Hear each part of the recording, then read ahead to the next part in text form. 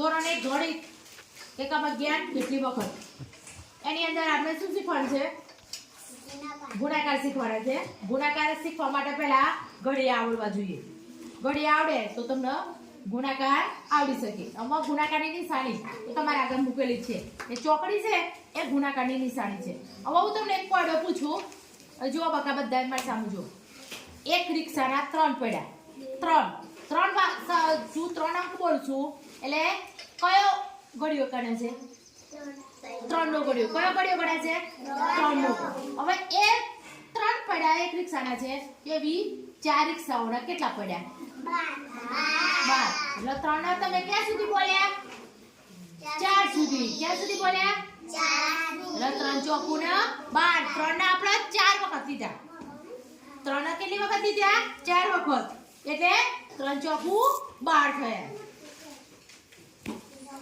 લખી નાખો 12 જો આવા આગળ બીજો એક લાઈનની અંદર 6 કાર છે કેટલી છે 6 કાર એવી રીતે બીજી લાઈનની અંદર બી 6 કાર છે આમાં કયો ઘડિયો હશે 6 નો ઘડિયો હશે કયો ઘડિયો હશે 6 ના ઘડિયાનો ક્યાં સુધી લીધેલો છે 2 સુધી ક્યાં સુધી લીધો છે 2 સુધી ચલો 6 નો 6 દુ ને 12 તો લખી નાખો 12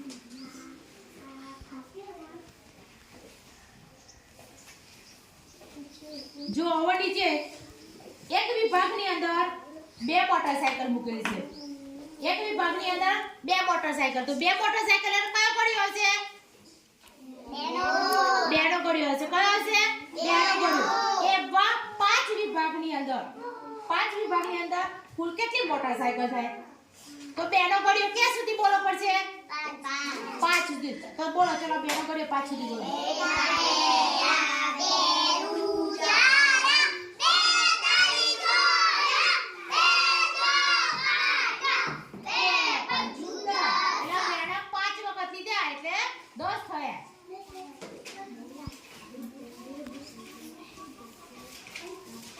चलो पाछળ ફેરવો वो एक મોટું ચકડોળ છે એક ચકડોળના એક ઝૂલામાં 4 બાળકો એકી સાથે બેસી શકે 4 એટલે કયો ઘડિયો હશે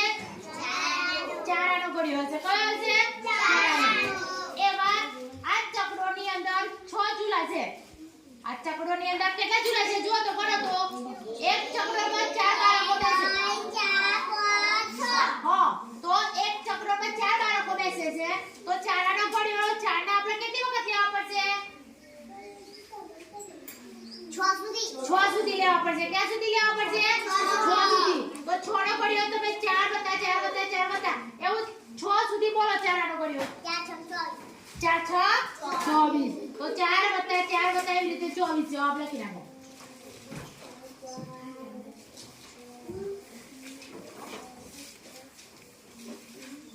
સરસ